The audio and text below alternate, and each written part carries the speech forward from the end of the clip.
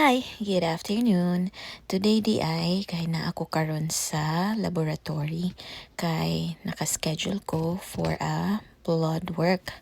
So na ako diri gahulat sa technician para kuhaan kog dugo og naa na di ay diri si Inday nagprepare na siya para motusok sa akong lami nga bukton.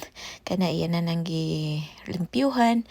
Dayon ga-prepare na siya sa rubber para matuslukan ako. So mao na ni ako ani gakurog-kurog kay murag naa na bitaw ko'y trauma sa dagom kay so far this year murag kadaghan na gid ko gabalik-balik ani nga laboratory og sige kong gitusok. Pero kay mao may request sa doktor, so hala sige go og kani nitusok na gyud siya. Aray! Ouch! Sakit gid siya kaayo pero